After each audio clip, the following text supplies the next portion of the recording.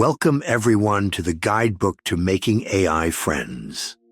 I shall be your guide as we explore various issues of artificial intelligence, consciousness, personhood, and whether AI poses an existential risk to humanity. The topic for today is Scouts and Settlers. Why humanity needs both. Imagine, if you would, that you are tasked with overseeing the establishment of a colony in a far-off land. You are given enough supplies to create the initial settlement post, but beyond that, you can expect little to no help from the motherland. You are effectively on your own to sink or swim by your own merits. Broadly speaking, you can choose from between two types of people to bring along. You have your settlers, who love nothing more than to build and maintain what is there.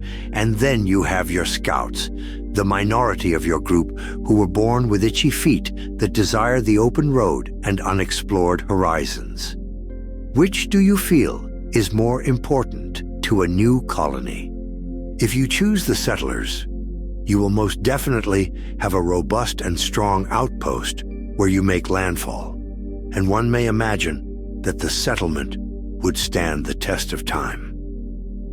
Yet, would the settlers ever expand the outpost into a full-fledged colony? Would the outpost ever become more than what it is? If you choose the scouts, your outpost would be a ramshackle collection of shacks barely worthy of being called a shantytown, but you would know every inch of this new land. The scouts will find the mineral sources to bring you wealth. They will discover new lands to bring you glory. They will find the resources necessary to create an empire. But what would they do with it? Could the scouts put all of what they've found to actual use?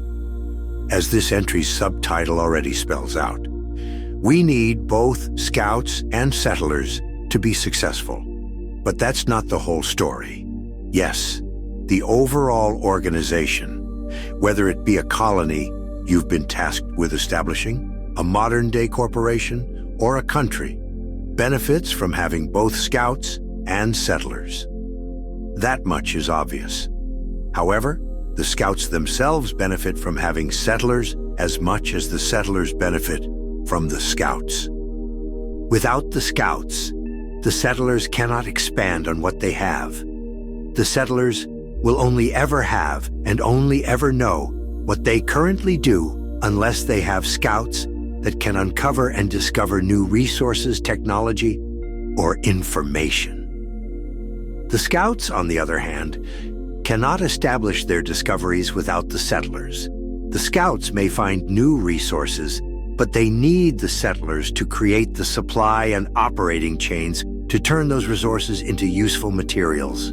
In short, the scouts innovate, and the settlers turn those innovations into tools that can be used, and it is on top of those established tools that the scouts can then further innovate. It's the circle of technological development that has taken us from sticks and stones to putting robots on Mars. And yet it is unsurprising that we heap most of our praise on the scouts while forgetting, and often demeaning, the settlers. Yes, they are the innovators, the discoverers, the voyagers into the unknown. But what they bring back from beyond the horizon cannot be put to society's good use without the settlers.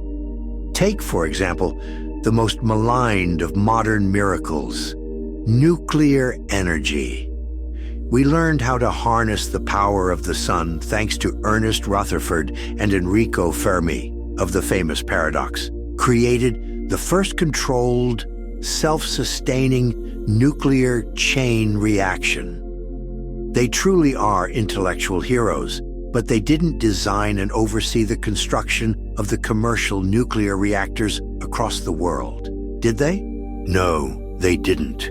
Men, who by and large will be forgotten by history, created a web of nuclear reactors across the globe to power a substantial part of civilization. If not for the disinformation by ecological fundamentalists, these Nuclear masons may have succeeded in creating a true nuclear age of electrical abundance for us all. Yet, it takes a fair amount of searching to even find their names to praise them. Without their iterations of reactor designs and gradual improvements over the past century, the world would not have the commercial thorium reactors China is currently building. For technological innovation to have an impact on society, it must first be adopted by society. That is where the settlers truly shine. After all, a tree that falls in a forest without anyone around to hear it doesn't make any sound. Take as another example, the current breakneck speed of AI development. It seems that we get a new frontier model release every month since the original release of ChatGPT. The supply of state-of-the-art AI far outpaces the demand. And yet, the innovations simply won't stop. We have reached a technological degree of development that would have been unimaginable even 10 years ago. But where is the global adoption of all these new models? It's been 2 whole years since we've had the release of GPT-4, Llama, Claude, and Gemini, and 3 years since Midjourney and Stable Diffusion released. By now, shouldn't nearly every company be using these? Shouldn't we have seen a mass movement from traditional work to AI-driven and augmented work? When the iPhone first released, companies couldn't work fast enough to put their apps on the App Store. "There's an app for that" is a phrase that quickly outstayed its welcome simply because of this.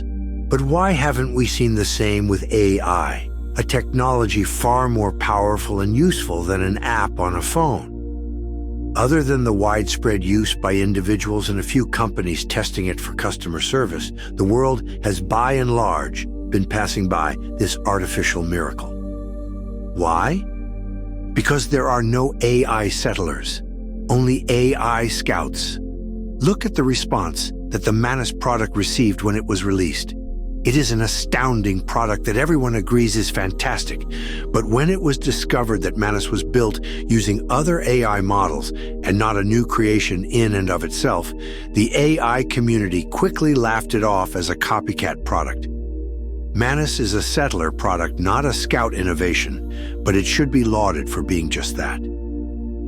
Manus is a grand example of how to take the scout innovations and use them to build products that can be adopted by society. The more we deride projects like Manus, the more we set back the widespread societal adoption of AI.